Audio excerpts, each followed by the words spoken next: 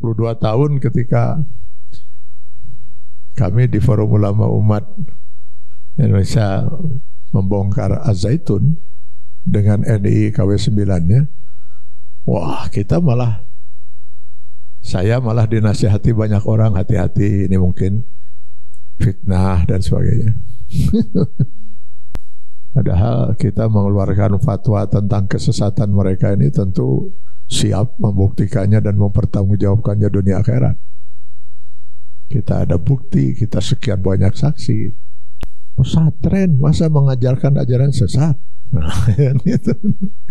Ya orang nggak ngerti pesantren itu sebenarnya siapa di balik pesantren itu. Di balik pesantren itu sebuah negara, Pak.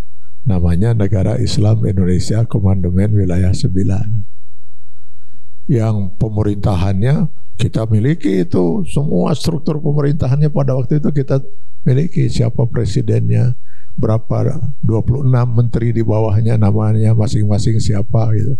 Bahkan sebagian kita miliki nomor HP-nya. Wilayah yang mereka klaim sebagai wilayah negara mereka itu mana gitu. Gubernur Jawa itu siapa saja. Dana mereka masuk dari mana ke negaranya itu. Rekening di bank mana mereka menyimpan uang. Itu semua ada, Pak. Jadi mereka ini sebuah negara. Lalu negara itu kemudian membangun sebuah pesantren namanya Az-Zaitun. Jadi persoalannya itu si NII KW 9-nya itu, Pak. Makanya sekarang kalau hanya sekedar dipersoalkan penodaan agama oleh sang presidennya lalu tidak diselesaikan, wah percuma aja, Pak. Negara itu tetap ada, Pak. Akan dilanjutkan oleh anak-anak dan saudara-saudaranya. Kok bisa negara dalam negara dibiarkan oleh makanya kalau mungkin yang mengikuti saya di acara TVRI, dialog di TVRI itu, saya sempat mengatakan kan itu, apa sih kesalahan Hizbut Tahrir? Kenapa harus dibubarkan itu? Loh, kesalahannya adalah mereka punya konsep khilafah. Nah, tolong tanyakan pada teman-teman kita di Hizbut Tahrir itu, khalifah kalian itu siapa? Belum ada. Baru konsep ingin gitu, berharap, bercita-cita gitu. Bubar kan? Apa sih kesalahan saudara-saudara kita di FPI?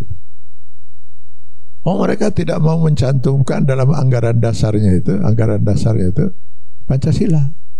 Bubarkan. Ya oke lah. Loh, ini sebuah negara, Pak. Kok bisa 30 tahun sekarang usianya?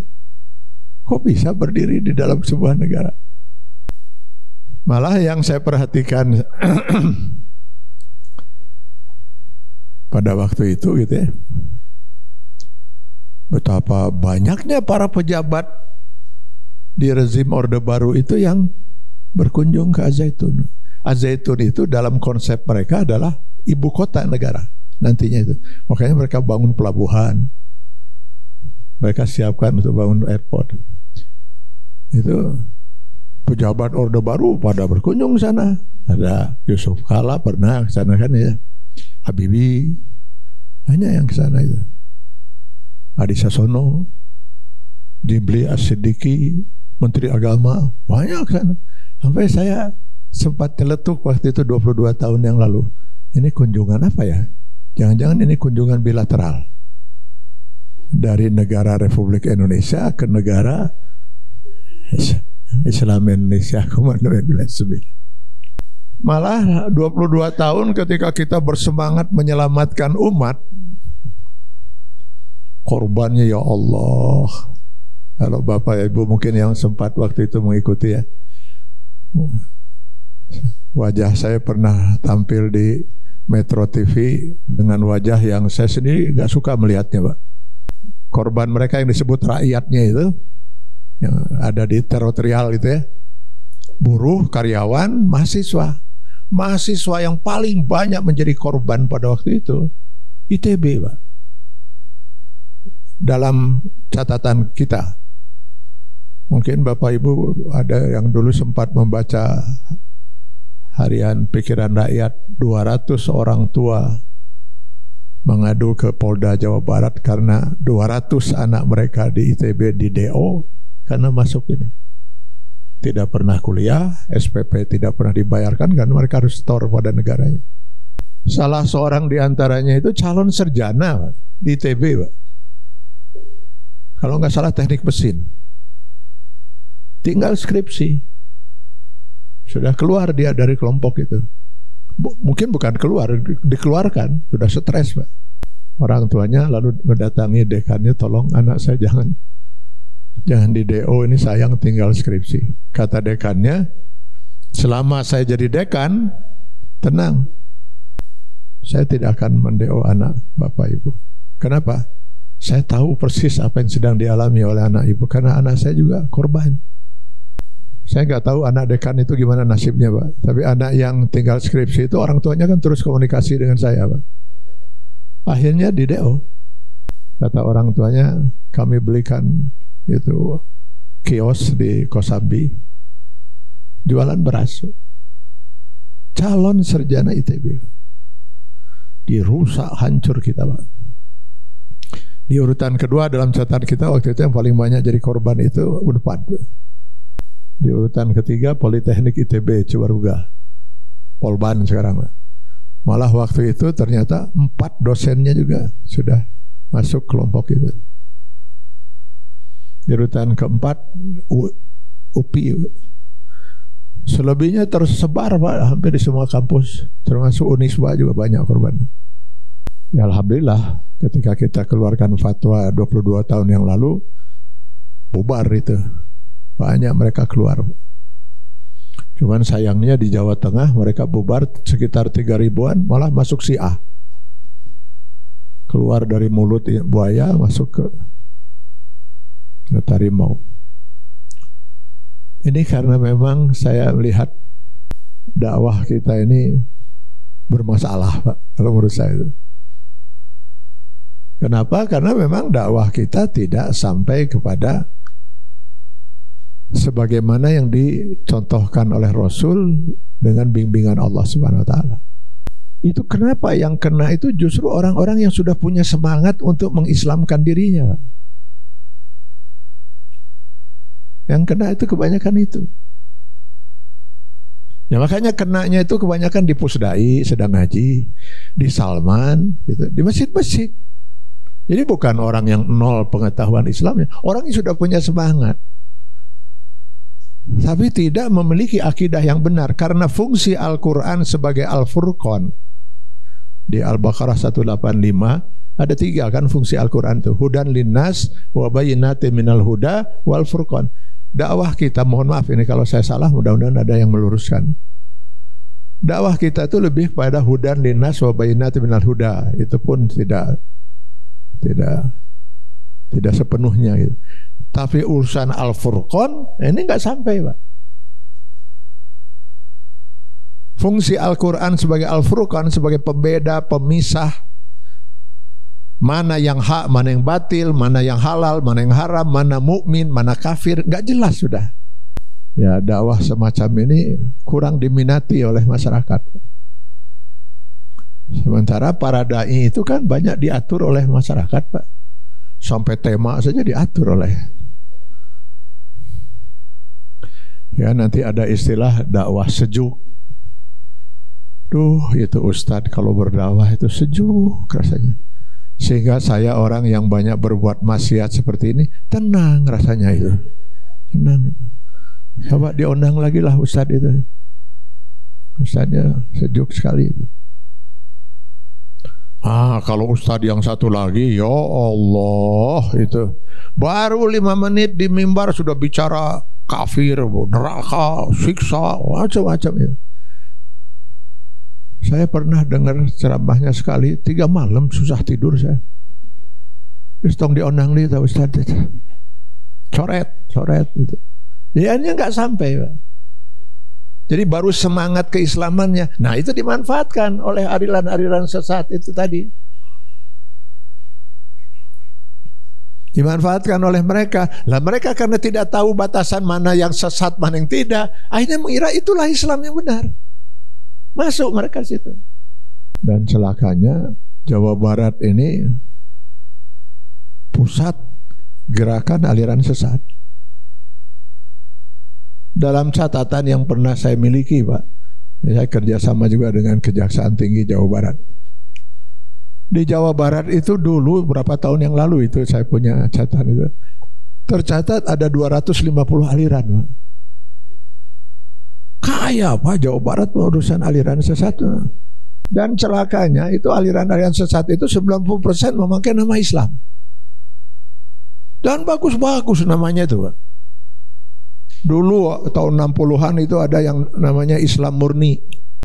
Kebetulan Ibu Murni itu apal betul ini yang saya maksud itu. Islam Murni, Darul Hadis, Quran Hadis. Pimpinannya di Jawa Barat namanya Wahyu. Beliau apal. Dekat rumahnya itu kan. Rumahnya di Jalan Sederhana. Masjidnya itu di Jalan Bijaksana. Kalau dari Waspada nyebrang Sederhana, masuk Jalan Bijaksana, turun sedikit, belok kiri. Nah itu masjidnya. Islam Murni, dengan bangganya itu mereka memakai lencana Quran Hadis, KIHA. Quran Hadis, Darul Hadis. Untuk meyakinkan umat Islam yang mereka mau sesatkan bahwa dari semua kelompok Islam yang ada, merekalah yang paling murni. Yang paling taat pada Quran dan Hadis. Meletus G30 SPKI tahun 65. Pak Wahyu itu ditangkap. Gembong PKI. Gembong PKI. Organisasinya Islam Murni. Lalu bubar, muncul nama Islam Jamaah. Lalu terus muncul. Sekarang sudah lain lagi namanya. HDI sudah namanya. Masjidnya itu.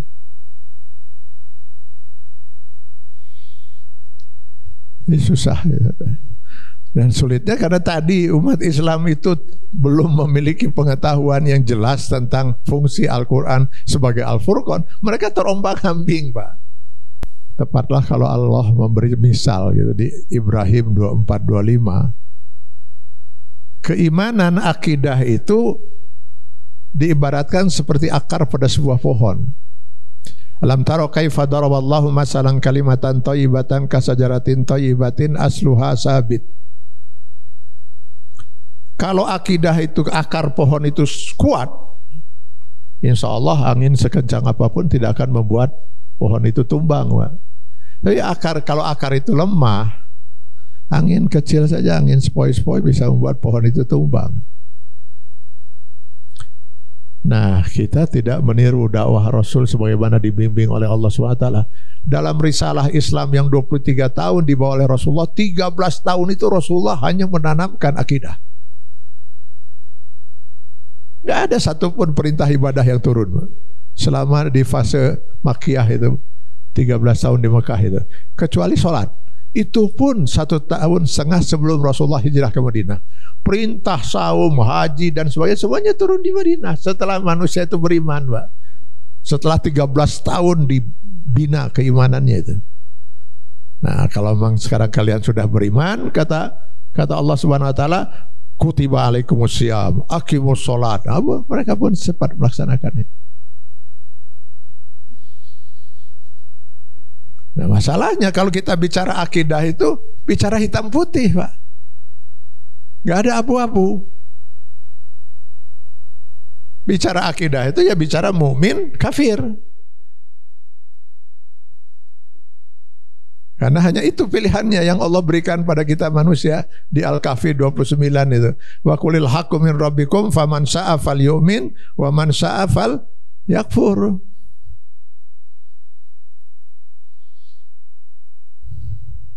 Dan sehingga manusia itu hanya terbagi dua. Kalau tidak mukmin, kafir. Kalau tidak kafir, mukmin. Nggak ada dalam kamus akidah istilah rada mukmin.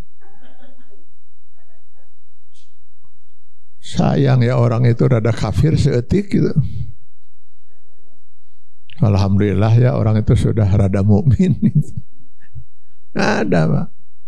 Nah, kembali tadi pada aliran-aliran sesat itu, kenapa numpuknya di Jawa Barat? Karena semua punya keyakinan Jawa Barat ini pusat gerakan Islam. Kalau Jawa Barat berhasil, maka Indonesia tinggal tunggu waktu. Karena itu kristenisasi numpuknya di Jawa Barat. Dulu kita di Forum Ulama Umat Indonesia juga pernah bertahun-tahun menangani kristenisasi di Jawa Barat. Kita temukan ada 90 titik, Pak, yang rawan pemurtadan kristenisasi. Ya, karena tenaga kita yang sangat terbatas juga, jebol juga Cianjur, Pak. Daerah Cianjur itu. Satu desa itu. Luar biasa mereka itu.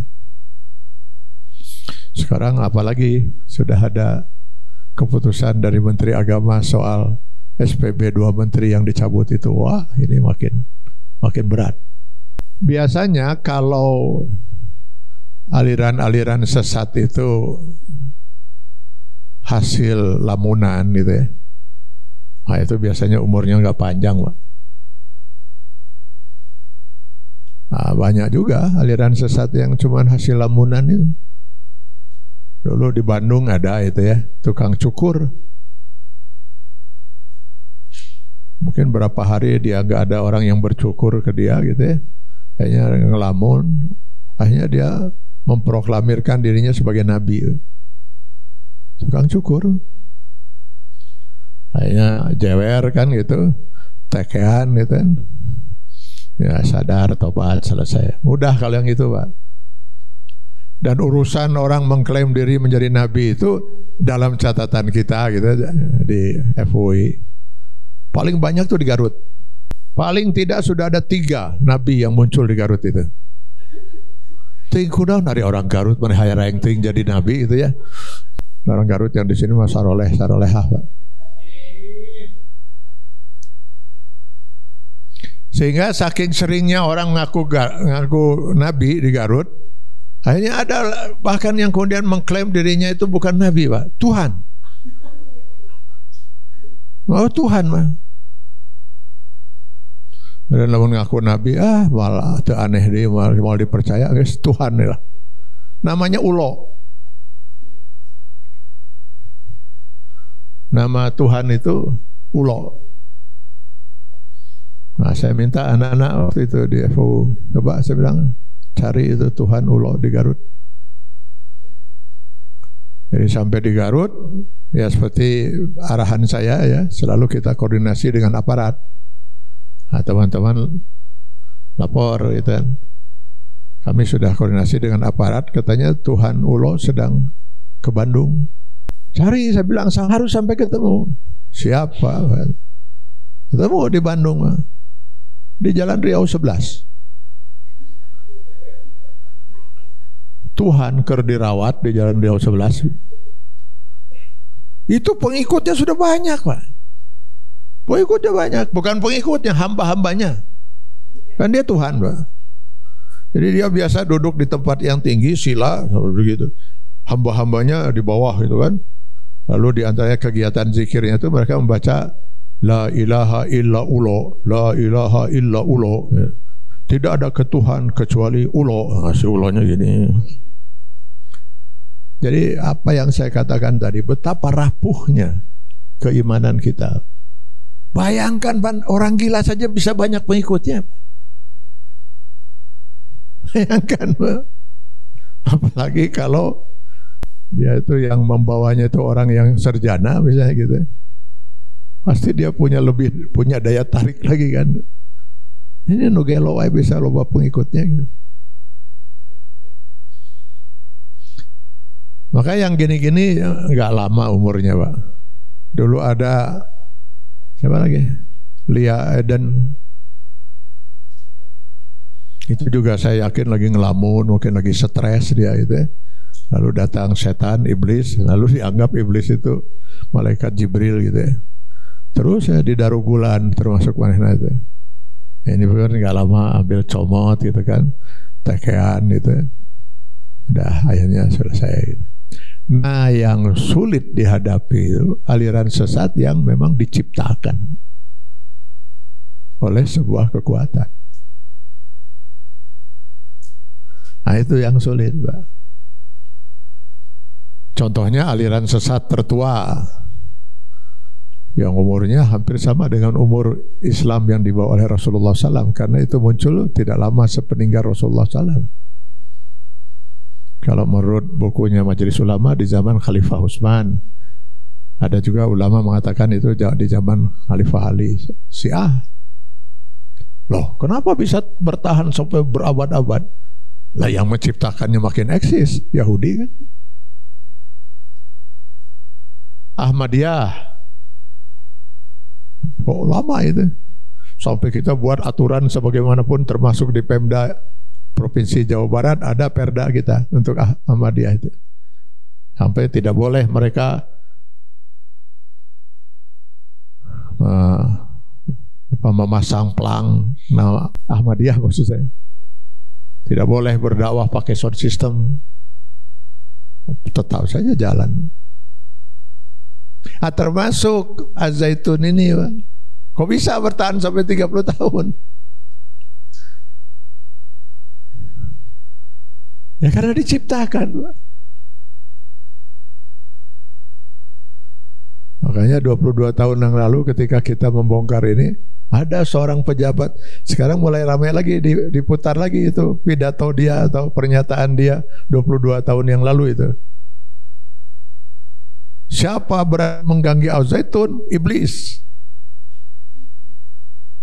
Dan kalau masih terus mengganggu, saya gebuk. Nah, kaget kita, Pak. Waktu itu kita mengira kita ini warga negara yang baik, Pak. Kenapa? Ingin menyelamatkan NKRI dari keberadaan negara dalam negara. Loh, malah kita yang mau digebuk. Sehingga teman-teman di Jakarta kemudian melaporkan sang pejabat itu ke Mabes Polri. Kok ada pejabat ngancam-ngancam warganya, ini gimana ini? Saya semakin bingung, Pak. Apa sebenarnya ini gitu. Barulah semua itu terbuka untuk saya ketika datang ke rumah saya 3 kali, Pak.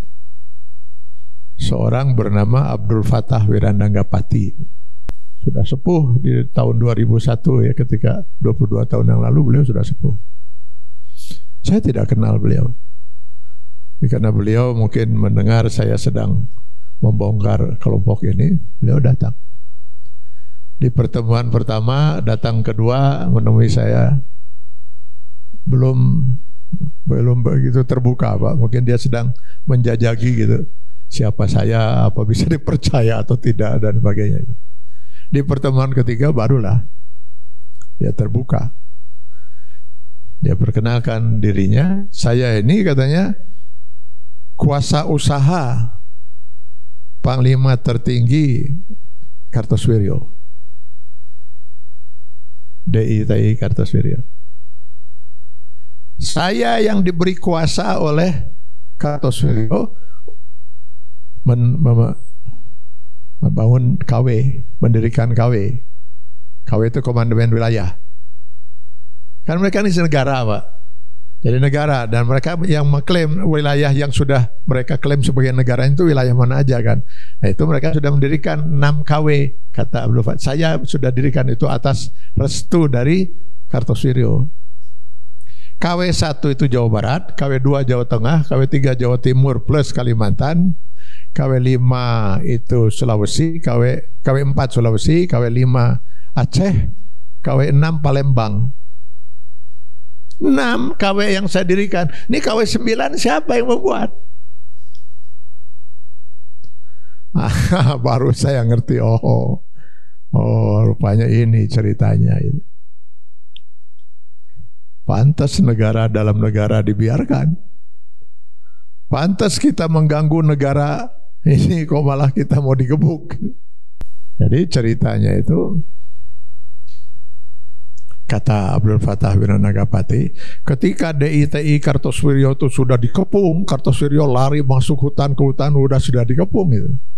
Dan Kartosuwiryo juga sudah sakit-sakitan, maka orang-orang di sekitarnya sudah merasa ini kita akan berakhir itu. Maka salah seorang orang dekatnya Kartosuwiryo turun gunung,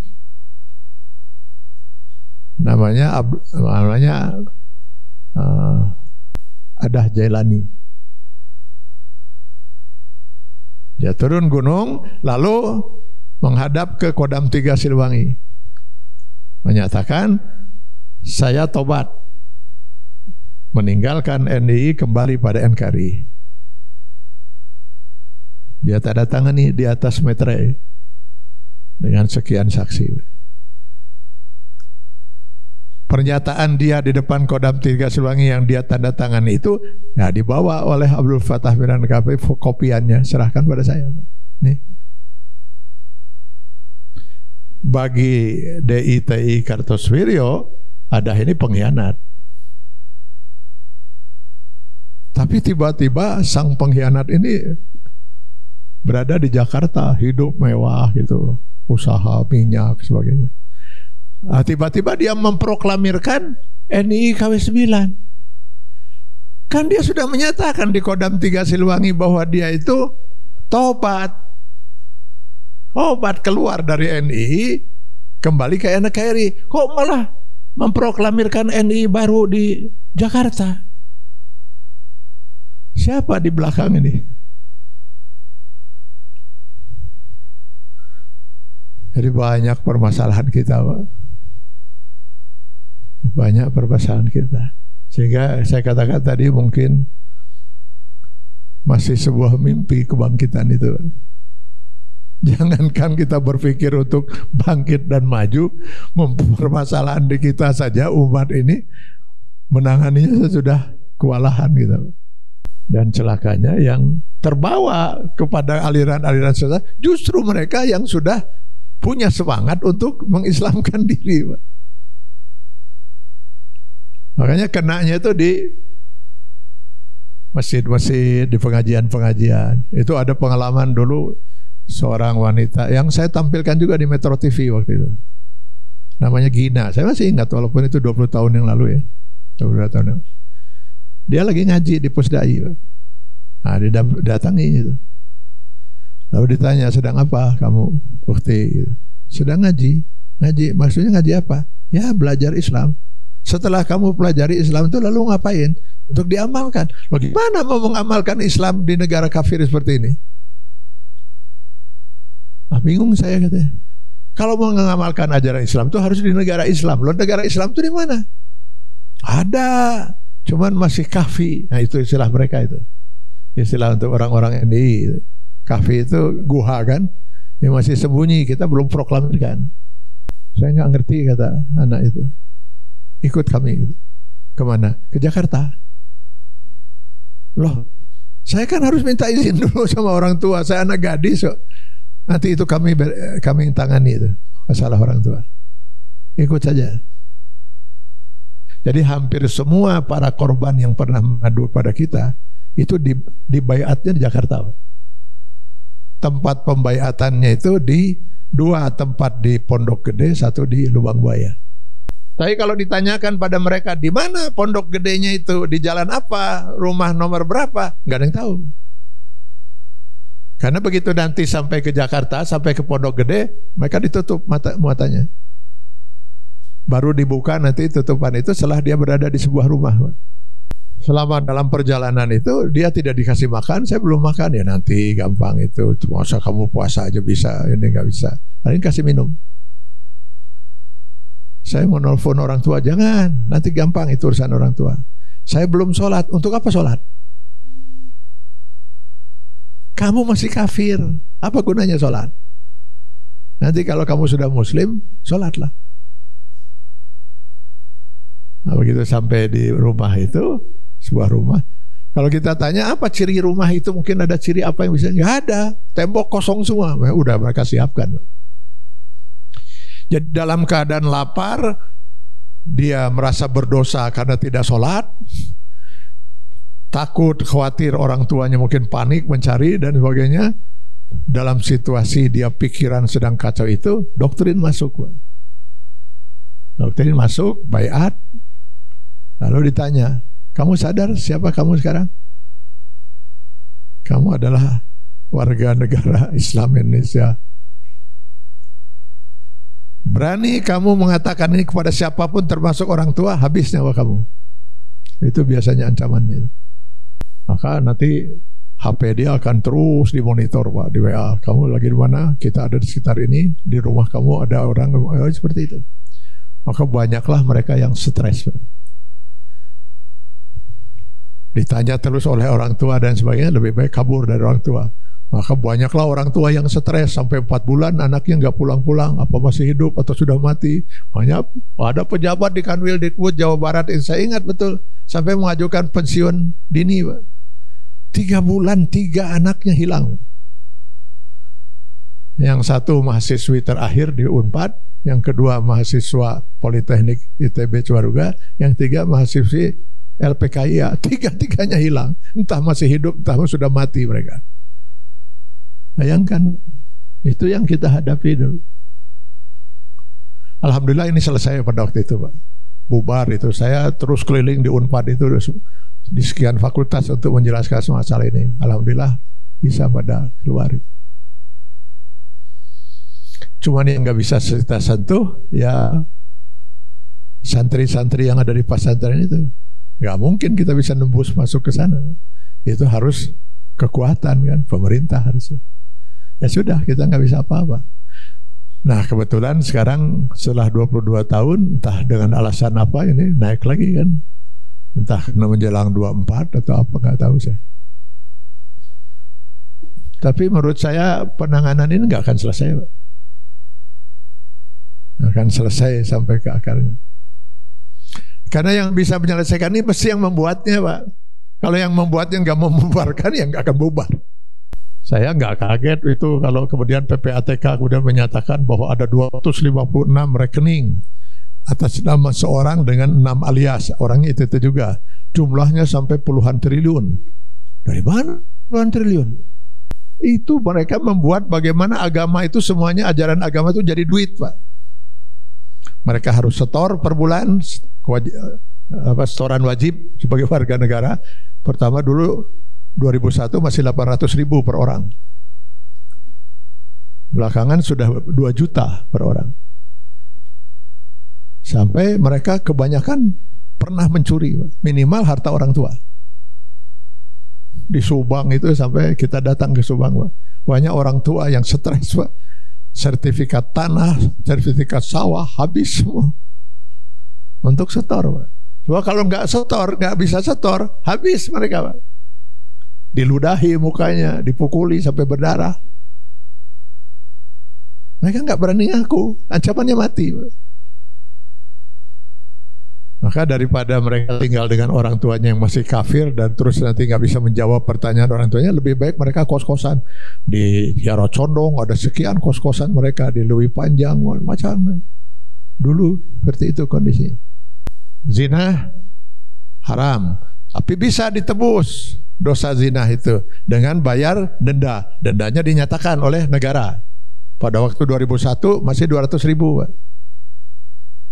Jadi kalau dia berzina, dia tinggal lapor pada pimpinannya. Pimpinan yang paling dekat dengan dia, biasanya dia warga negara biasa, ya tinggal lapor ke lurah. Lurah, mereka sudah negara, Pak. Sudah ada lurah, camat, bupati, sudah ada. Tapi pakai nama-nama nabi. Saya lupa lagi itu. Kalau nggak salah, kalau lurah itu Musa, kalau camat Ibrahim gitu. Ya. Jadi tinggal lapor ke lurahnya. Saya baru zina. Dengan siapa kamu zina? Dengan wanita di luar kelompok kita. Oh berarti zina dengan wanita kafir. Karena semua orang di luar kelompoknya kafir. 200.000. Ya 200.000. Sudah selesai dosa zina. Sok jadi nahdi kadinya. Nahdi. Itu kalau dia berzina dengan wanita kafir di luar kelompoknya. Kalau zina sesama NI bukan gratis, Pak. Malah lebih mahal. 250. Lebih mahal 50.000, Pak. Kenapa lebih mahal padahal dengan sesama mereka menghendaki berzinahlah dengan wanita di luar kelompok. Anda kata jadi kehamilan, tinggalkan, selesai. Kalau dengan sesama kelompok kan gimana kita harus bertanggung jawab? Maka lebih mahal supaya jangan berzinah dengan sesama kelompok. Belakangan dendanya ditetapkan oleh negara 2 juta. Ketika 200 itu banyak itu, makanya dinaikin terus oleh negara itu. Batal puasa Ramadan tidak wajib qada, bayar denda. Maka itu ada denda puasa. Berbuat dosa apapun harus bayar sedekah istighfar. Misalnya berbohong, bayar sedekah istighfar itu. Tetapkan lagi oleh negara itu. Kalau bohongnya ini sekian bayarnya, kalau bohong ini sekian itu. Pokoknya semuanya jadi duit, Pak. Sholat aktivitas, itu istilah mereka. Sholat aktivitas itu nyari duit. Lebih utama daripada sholat fardu. Rata-rata mereka sudah tidak sholat. Wah, saya punya dokumen itu, Pak. Pengakuan dari orang paling dekat yang selama 4 tahun mendampingi yang bersangkutan itu. Selama 4 tahun tidak pernah dia sholat. Kecuali ada tamu ke Az-Zaitun. Kalau tamunya sholat, ikut sholat. Wah, berat itu. Jadi kita ini menghadapi ini saja, menurut saya sudah luar biasa. Kenapa, Pak? Kenapa masalahnya? Ya, tadi dakwah kita tidak tuntas. Kita hanya dakwah kebanyakan itu hanya membangkitkan semangat orang untuk makin ingin mengenal Islam. Tapi tidak tuntas. Setelah itu mau diapakan mereka?